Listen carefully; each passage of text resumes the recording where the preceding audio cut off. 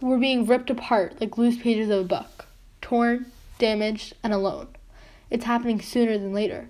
Within years, we could be 195 pieces of drifting land, the unread pages of a tale, no longer coherent, just floating into nothingness.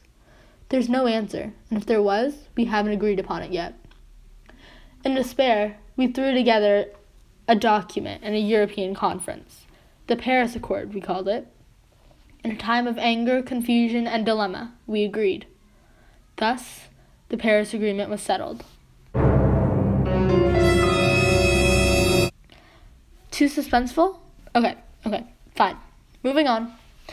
So, I may have a flair for dramatics, but the truth lies in the story. This week on Climate Control, episode 648, hosted by yours truly, we're discussing a pretty massive issue in our favorite environmental topic, the Paris Agreement.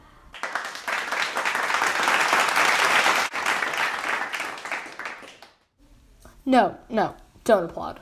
You won't be clapping after you hear the full story, for sure. I've been doing some research, and the results are almost scary. This agreement, where everyone pledged cash and action to lower the extreme global temperature by 2 degrees, has my jaw hurting from the amount of times it dropped to the floor. Wow, the crowd gets tougher and tougher each time. The Paris Agreement does have its positives. After all, there is a reason we called it one of Obama's greatest achievements. Theoretically, the great promise made at the hearing would defer ultimate change for years. NRDC.org agrees, mentioning that ensuring that the Paris Agreement on climate change is implemented is in the national interest of all countries around the world. They go into speaking of the projected rise of temperature, writing, "The Paris Agreement significantly lowered global projected temperature rise from 7 degrees Fahrenheit to 5 degrees Fahrenheit. The promising positives of the agreement make it immensely successful. I mean, I'm kind of coming to terms with it as I say it. What's not to love? It's a perfect compromise." What was that?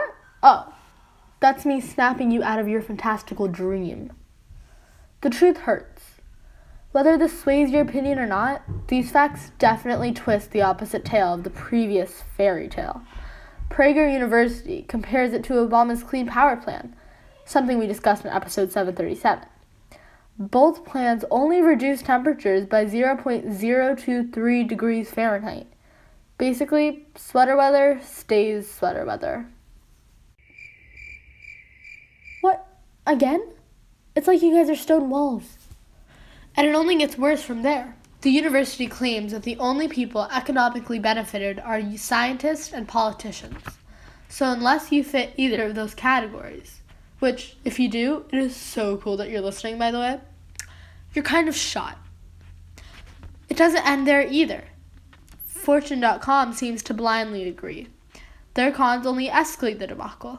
Specifically, the U.S. withdrawal under our newest president. Trump's risky decision was summarized scarily. The latest in this sorry saga, they said.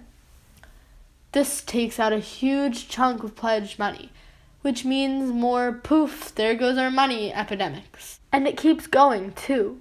Author Jeffrey Ball gets on to write, "The pledges that countries made under the accord are voluntary and essentially unenforceable. The agreement's main goal is geopolitical peer pressure." Ouch.